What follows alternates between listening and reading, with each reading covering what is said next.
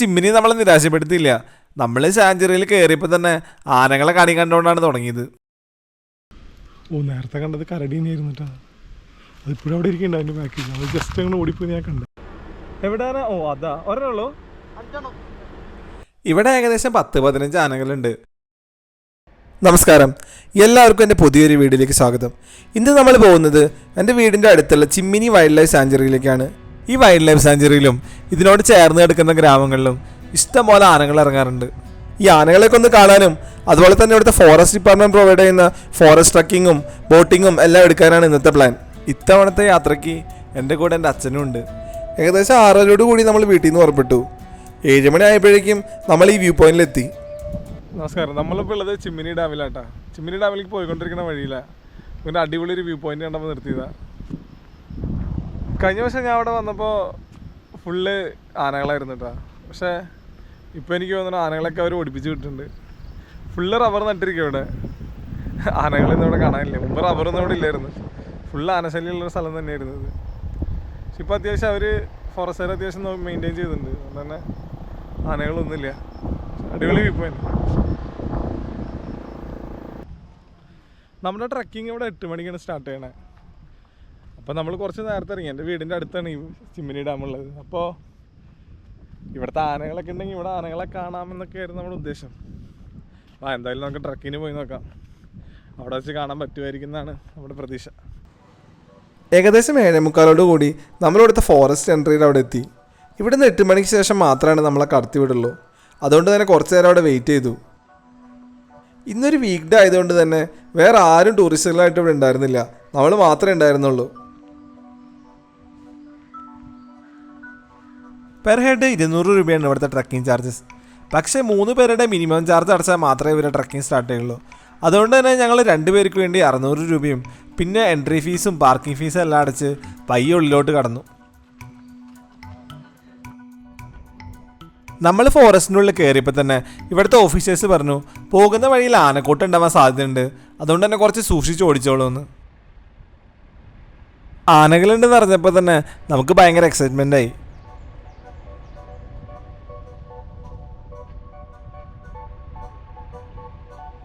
ഇവിടുത്തെ forest check പോസ്റ്റിൽ നിന്ന് ഏകദേശം 1 കിലോമീറ്റർ ദൂരെയുള്ള ഫോറസ്റ്റിൻ്റെ പഴയൊരു ഗേറ്റ് ഉണ്ട്. അതിൻ്റെ പരിസരങ്ങളിൽ എവിടെയായിട്ടാണ് ഈ ആനകളുണ്ടെന്നാണ് ഫോറസ്റ്റുകാർ പറഞ്ഞത്. അപ്പോൾ ഈ ആനകൾ പോണതിന് മുമ്പ് എത്താൻ വേണ്ടിയിട്ട് ഞങ്ങൾ കുറച്ച് സ്പീഡിലാണ് പോകണ്ടായിരുന്നത്. പക്ഷെ നമുക്ക് അത്ര ഭാഗ്യം ഉണ്ടായിരുന്നില്ല. നമ്മൾ വരുന്നതിലും കുറച്ച് മുമ്പ് തന്നെ ഈ ആനകൾ റോഡൊക്കെ ക്രോസ് ചെയ്ത് കുറച്ച് ദൂരേക്ക് പോയി. 5ഓളം ആനകളടങ്ങിയ ഒരു ചെറിയൊരു കൂട്ടായിരുന്നു ഇവർ. നമ്മൾ വന്നപ്പോൾ തന്നെ പയ്യെ ഇവർ വരിവരിയായിട്ട് നടന്നുകൊണ്ടിരിക്കുകയായിരുന്നു.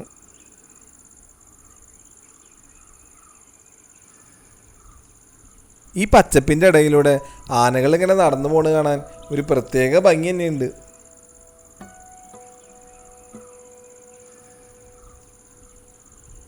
ഈ കൂട്ടത്തിലൊരു കുട്ടിയാനയുണ്ട്. മരങ്ങളുടെയും ചെടികളുടെയൊക്കെ ഇടയിലായതുകൊണ്ട് തന്നെ നമുക്കത്ര വൃത്തിക്ക് വീഡിയോ എടുക്കാൻ പറ്റിയില്ല.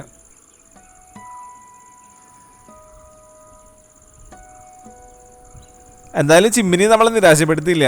നമ്മൾ സാഞ്ചുറിയിൽ കയറിയപ്പോൾ തന്നെ ആനകളെ കണി കണ്ടുകൊണ്ടാണ് തുടങ്ങിയത്.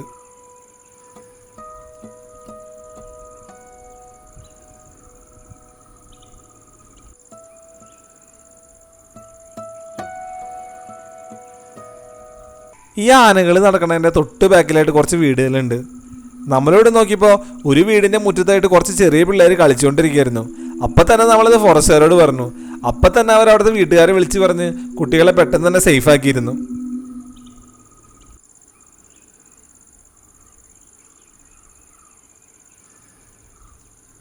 ഏകദേശം 8:00 കൂടി നമ്മളിവിടുത്തെ ട്രക്കിങ്ങിൻ്റെ സ്റ്റാർട്ടിങ് പോയിന്റിലെത്തി. പക്ഷെ ഇവിടുത്തെ ആൾക്കാരൊന്നും വന്നിട്ടുണ്ടായിരുന്നില്ല. അതുകൊണ്ട് തന്നെ നമ്മൾ ഡാമിൻ്റെ വ്യൂ ഒക്കെ ഒന്ന് കാണാൻ നേരത്തെ ഇറങ്ങി. പണ്ട് ഞാൻ ആദ്യമായിട്ട് ബൈക്ക് മേടിച്ച സമയത്ത് തൃശ്ശൂർ ജില്ലയിലുള്ള എല്ലാ ഡാമുകളിലൂടെ ഒന്ന് കറങ്ങിയായിരുന്നു. അന്നും ഇന്നും എനിക്ക് ഏറ്റവും ഇഷ്ടപ്പെട്ട ഡാം ഈ ചിമ്മിനി ഡാം തന്നെയാണ്. ഇവിടെ നിന്നുള്ള വ്യൂസ് നല്ല അടിപൊളിയാണ്.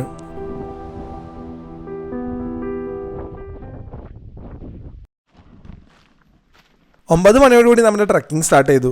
ഇന്ന് നമ്മുടെ ഗൈഡായിട്ടുള്ളത് തങ്കമണി ചേച്ചിയാണ്.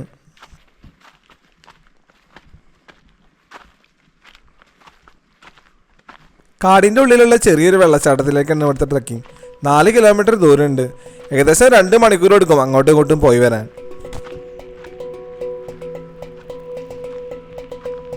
ഈ ഫോറസ്റ്റ് മുഴുവൻ ഭയങ്കര കാടായതുകൊണ്ട് തന്നെ സൂര്യപ്രകാശം പോലും ഇതിൻ്റെ ഉള്ളിലേക്ക് വരുന്നുണ്ടായിരുന്നില്ല. അതുകൊണ്ട് തന്നെ പക്ഷികളും മൃഗങ്ങളൊക്കെ ഇതിൻ്റെ ഇടയിൽ കൂടെ കണ്ടുപിടിക്കൽ ഭയങ്കര ബുദ്ധിമുട്ടുമാണ്.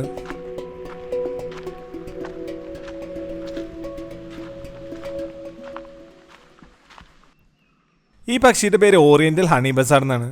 ഇംഗ്ലീഷിൽ ഈ പേര് കേൾക്കുമ്പോൾ നല്ലൊരു വെയിറ്റില്ലേ, എന്നാൽ മലയാളത്തിൽ ഇതിൻ്റെ പേര് തേൻ കൊതിച്ച് വരുന്നതാണ്.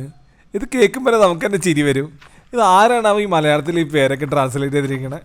എന്തായാലും കേൾക്കാൻ നല്ല രസമുണ്ട്. ഞാൻ തങ്കമണി ചേച്ചിയോട് ചോദിച്ചു, ഞാനൊന്ന് കുറച്ച് നേരം ഫ്രണ്ടിൽ നടന്നോട്ടെ, എന്നാൽ പിന്നെ എനിക്ക് നല്ല വിഷ്വൽസൊക്കെ എടുക്കാമല്ലോ എന്ന്.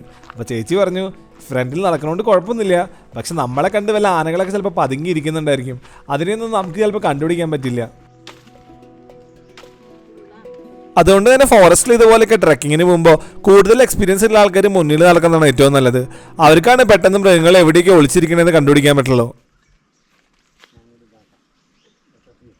മൃഗങ്ങളിൽ നിന്ന് രക്ഷ നേടാൻ നമ്മുടെ കയ്യിൽ ആകെ കൂടി ഒരു വെട്ടോത്തി മാത്രമേ ഉണ്ടായിരുന്നുള്ളൂ. തൽക്കാലം അടിക്കാട് വെട്ടാനും ഇത് ഉപയോഗിക്കാം.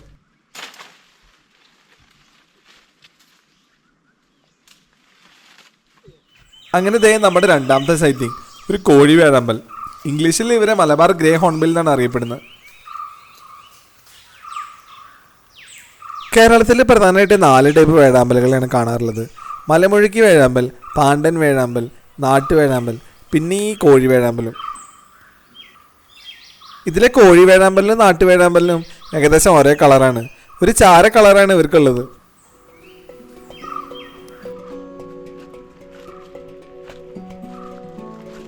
എന്നാലും ഇത്രയും മൃഗങ്ങളൊക്കെ ഉള്ള ഈ ഫോറസ്റ്റിലൂടെ നമ്മൾ ഒറ്റയ്ക്ക് നയിച്ചുകൊണ്ട് പോകുന്നത് ഒരു സ്ത്രീയാണെന്നുള്ളതിൽ എല്ലാ സ്ത്രീകൾക്കും ശരിക്കും അഭിമാനിക്കാവുന്ന കാര്യം തന്നെയാണ്. കാരണം അത്രയും റിസ്ക് ഉള്ള ഒരു ജോലി തന്നെയാണ് ഇത്.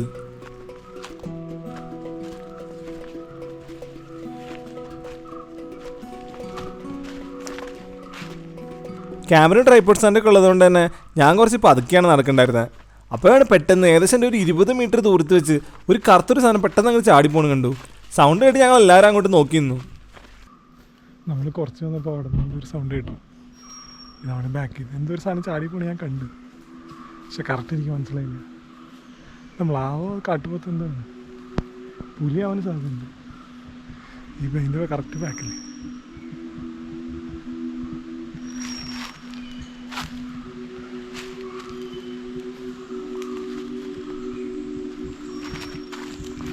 കാട്ടുപോത്ത് നമ്മളാവും എന്താണ്. അല്ലല്ല വലുതാ, ഞാൻ കണ്ടു. ആനയില്ല എന്തോ ചാടിപ്പോയതാ, മാനായിരിക്കണം. അവിടെ നിന്ന് ഏകദേശം ഒരു 20 മീറ്ററോളം നമ്മൾ മുന്നിലേക്ക് നടന്നപ്പോൾ ദേ കിടക്കുന്ന ഒരു ഫ്രഷ് കരടിയുടെ കാഷ്ടം. വെറും മിനിറ്റുകളുടെ വ്യത്യാസത്തിലാണ് നമുക്ക് കരടിയുടെ സൈറ്റിംഗ് മിസ്സായത്. സൈറ്റിംഗ് മിസ്സായെന്ന് പറയാൻ പറ്റില്ല, ഞാൻ സംഭവം കണ്ടു, ഒരു കറുത്തൊരു സാധനം ചാടുന്നു, പക്ഷേ വീഡിയോ എടുക്കാൻ പറ്റിയില്ല. നേരത്തെ കണ്ടത് കരടി തന്നെയായിരുന്നിട്ടാ, അതിപ്പോഴും അവിടെ ഇരിക്കണ്ട അതിൻ്റെ ബാക്കിൽ. അത് ജസ്റ്റ് അങ്ങനെ ഓടിപ്പോയി ഞാൻ കണ്ടേ. അയ്യോ അടിപൊളി, തൊട്ടടുത്ത് വെച്ച് കരടി. കരടിയെ കണ്ടുള്ള എക്സൈറ്റ്മെൻറ്റിൽ ഞാൻ ചേച്ചിയോട് ചോദിച്ചു, ചേച്ചി നമുക്ക് ആ കരടി പോയ വഴിയിൽ നിന്ന് പിന്നാലെ പിടിച്ചാലോ എന്ന്. അപ്പം എന്നോട് ചേച്ചി പറഞ്ഞു, മോനെ ഈ കയ്യിലിരിക്കുന്ന വെട്ടത്തി വെച്ച് തൽക്കാലം അടിക്കാട് വെട്ടാൻ മാത്രമേ പറ്റുള്ളൂ എന്ന്. അപ്പം പിന്നെ ഞങ്ങൾ അധികം നേരം അവിടെ നിന്നില്ല, വീണ്ടും ട്രക്കിങ് തുടർന്നു.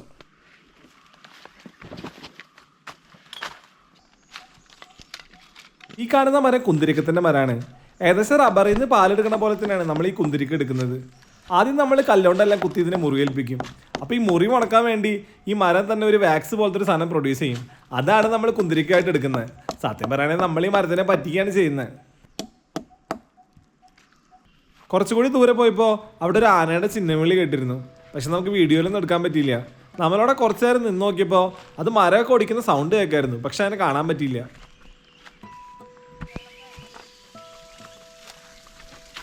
അങ്ങനെ നമ്മൾ ട്രക്കിങ്ങിന്റെ ഡെസ്റ്റിനേഷൻ പോയിന്റ് ആയ വെള്ളച്ചാട്ടത്തിലെത്തി. ഇവിടെ വെള്ളച്ചാട്ടം കണ്ടുവെന്ന് ചോദിച്ചാൽ കണ്ടു എന്ന് പറയാം, അത്രേ പറ്റുള്ളൂ. കാരണം വെള്ളച്ചാട്ടത്തിലൊന്നും ഒട്ടും വെള്ളമില്ലായിരുന്നു.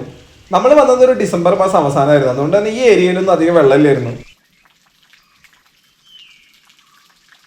മഴക്കാലങ്ങളിലൊക്കെ വരാണെങ്കിൽ ഈ വെള്ളച്ചാട്ടം നല്ല ഭംഗിയായിട്ട് നമുക്ക് കാണാൻ സാധിക്കും.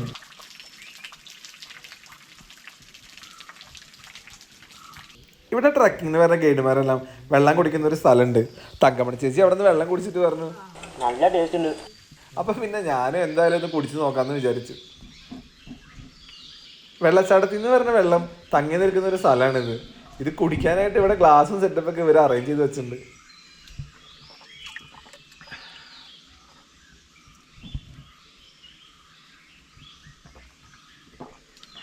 നല്ല ടേസ്റ്റ് ഉണ്ട്, കൊള്ളാം. വെള്ളച്ചാട്ടം കഴിഞ്ഞിട്ട് തിരിച്ചു പോണത് ഒരു ടാർ റോഡ് വഴിയാണ്. ഈ വഴിയിലൂടെ വേണമെങ്കിൽ സൈക്ലിംഗ് ചെയ്യാൻ പറ്റും. അങ്ങനത്തെ ഒരു ഓപ്ഷൻ ഇവർ പ്രൊവൈഡ് ചെയ്യുന്നുണ്ട്. ഈ വഴിയുടെ ലെഫ്റ്റ് സൈഡിലായിട്ട് ചിമ്മിനി ഡാമിൻ്റെ കാച്ച്മെൻറ്റ് ഏരിയ ആണ്. നമ്മുടെ ന്യൂട്ടൺസ് വ്ലോഗിലെ സാംബ്രോ ഒക്കെ വന്ന സമയത്ത് ഇഷ്ടംപോലെ എലിഫന്റ് സൈറ്റിങ്സ് അവർക്ക് ഇവിടെ നിന്ന് കിട്ടിയിരുന്നു.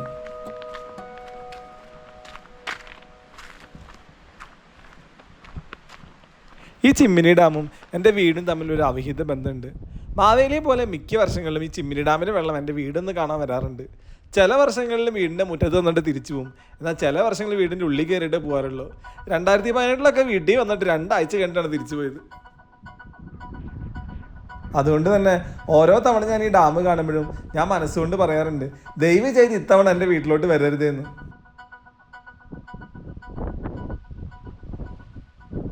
ഇവിടെ വന്നിട്ടുണ്ടെങ്കിൽ ഈ കൊട്ടവഞ്ചിയിലുള്ള ബോട്ടിങ് അത് മസ്റ്റാണ്.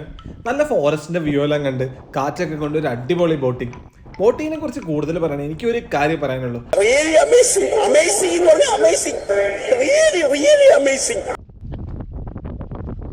അരമണിക്കൂറുള്ള ഈ ബോട്ടിങ്ങിന് പെർ ഹെഡ് 100 രൂപയാണ് ചാർജ്. കേരള ഇറിഗേഷൻ ഡിപ്പാർട്ട്മെൻറ്റിൻ്റെ കീഴിലാണ് ഈ ഡാമുള്ളത്. ഇപ്പം നമ്മൾ കാണുന്ന ഈ വെള്ളം ഇവിടുത്തെ സൂയിസ് ഗേറ്റ് തുറന്നു വിട്ടതാണ്. അതുപോലെ തന്നെ വലതുവശത്ത് KSEBയുടെ ജലവൈദ്യുതി പദ്ധതിയിൽ നിന്ന് വരുന്ന വെള്ളവും കാണാൻ പറ്റുന്നുണ്ടോ.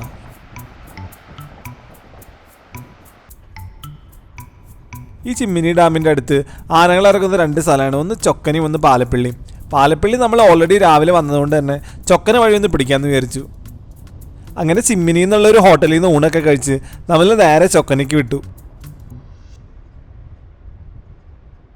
ഈ വഴിക്ക് പോകുമ്പോൾ 2-3 തൂക്കുപാലങ്ങൾ കാണാൻ സാധിക്കും. അതിൽ വർക്കിംഗ് ആണെന്ന് തോന്നിയ ഒരു തൂക്കുപാലത്തിൻ്റെ അടുത്ത് ഞങ്ങൾ വണ്ടി നിർത്തി. അപ്പുറത്തുള്ള ലയങ്ങളിൽ താമസിക്കുന്ന ആൾക്കാർക്ക് മെയിൻ റോഡിലേക്ക് വരാനുള്ള തൂക്കുപാലാണിത്. നമുക്ക് ഈ തൂക്കുപാലത്തിൽ കൂടെ നടക്കാൻ തന്നെ ചെറിയ പേടിയാവും. അപ്പോഴാണ് ഇവിടെയുള്ള ആൾക്കാർ ബൈക്ക് കൊണ്ട് തൂക്കുപാലത്തിൽ കൂടെ വരുന്നത്. അത്യാവശ്യം നല്ല ധൈര്യം തന്നെ വേണുണ്ട് ഈ ബൈക്ക് എടുത്ത് ഇതിക്കൂടെയൊക്കെ വരാൻ.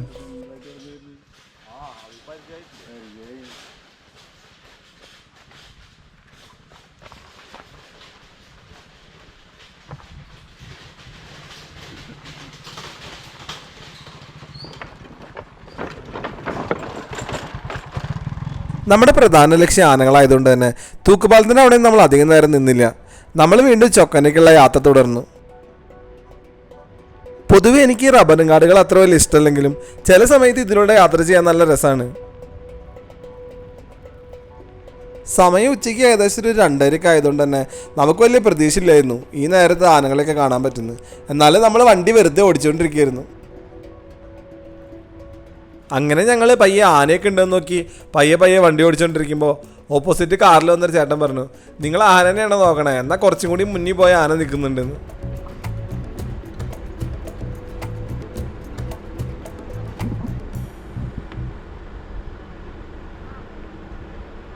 എവിടെയാണ്? ഓ അതാ ഒരെണ്ണുള്ളൂ.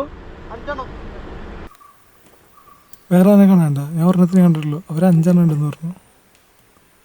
ആ ചേട്ടൻ 5 ആനേനെ കണ്ടാലും നമ്മളിവിടെ കുറച്ച് നേരം നോക്കിയിട്ട് ഒരെണ്ണത്തിനെ കണ്ടുള്ളൂ. മിക്ക ആനകൾ ഈ ചെടികളുടെ ഒക്കെ ഇടയിലാണ്, അതുകൊണ്ട് തന്നെ കാണാൻ പറ്റുന്നില്ല. അവരെ ഓടിപ്പിക്കാൻ ഒരെണ്ണം വന്നെന്ന് പറഞ്ഞു നേരത്തെ.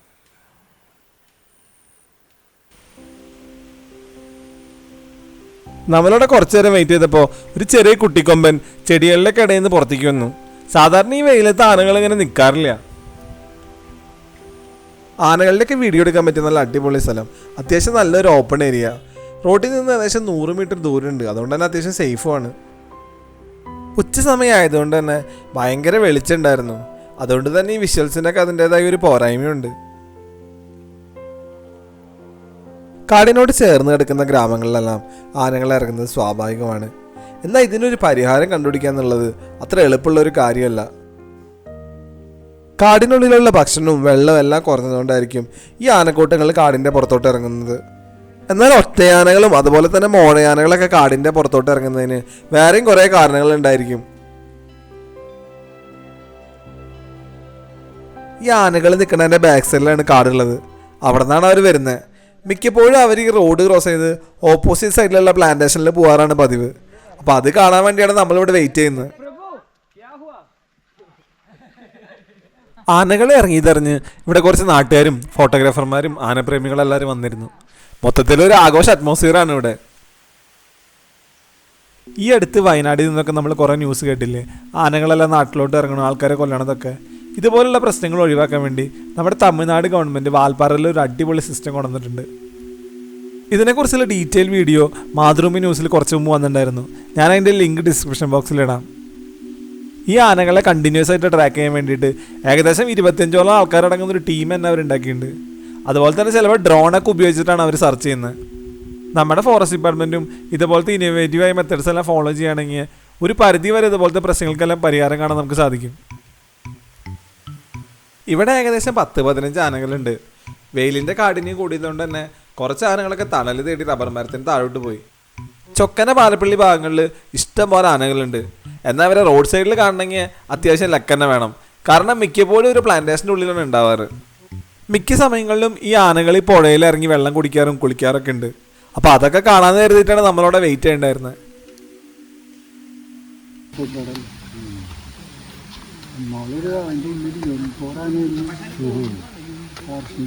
പുറത്ത് കുറേ ഉണ്ട്, എത്ര എണ്ണാൻ പറ്റില്ല. അന്നാണ് ഈ സംഗതി പറ്റിയ എനിക്ക്.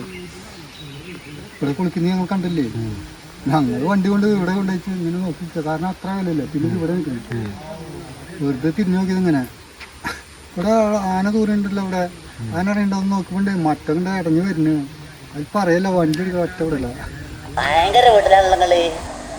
നമ്മൾ മിക്ക ഫോറസ്റ്റിൽ പോകുമ്പോഴും അവിടുത്തെ ലോക്കൽ ആൾക്കാരോട് സംസാരിക്കുമ്പോൾ അവർ പറയുന്നത് സത്യമാണെങ്കിൽ കൂടി നമുക്ക് ചിലപ്പോൾ അതൊരു ചെറിയ തള്ളായിട്ടാണ് തോന്നുക. ഏകദേശം 3 മണിയോട് കൂടി നമ്മൾ ഈ ആനകളുടെ അടുത്ത് എത്തിയിരുന്നു. പിന്നെ ഒരു 4:30 വരെ നമ്മൾ ഇവരെ വീഡിയോസൊക്കെ എടുത്ത് ഇവിടെ ടൈം സ്പെൻഡ് ചെയ്തു. നമ്മുടെ മെയിൻ ഉദ്ദേശം ഒരു റോഡ് ക്രോസ് ചെയ്ത് അങ്ങോട്ട് പോകുന്നുള്ളതായിരുന്നു. പക്ഷെ ഒരു പ്രശ്നം എന്തായിരുന്നു എന്ന് വെച്ചാൽ ഈ പുഴയുടെ ബാക്കിലായിട്ടുള്ള പ്ലാന്റേഷനിൽ അവർ മരം മുറിക്കുന്നുണ്ടായിരുന്നു. അപ്പോൾ അതിൻ്റെ സൗണ്ട് ഭയങ്കരമായിട്ട് വരണതുകൊണ്ട് തന്നെ ഇവർക്ക് ഈ റോഡ് ക്രോസ് ചെയ്ത് ഇങ്ങോട്ട് വരാൻ ഒരു ചെറിയ പേടിയുണ്ടായിരുന്നു. എല്ലാ ആനകളും പയ്യെ കാട്ടിലോട്ട് തന്നെ തിരിച്ചു പോവാണ്. ഇപ്പോൾ ആ കൂടി ഒരെണ്ണം മാത്രമേ ഇവിടെ ബാക്കിയുള്ളൂ. ഈ ആനയെ കാണാനാണെങ്കിൽ ഭയങ്കര ശോഷിച്ചാണ് ഇരിക്കണത്.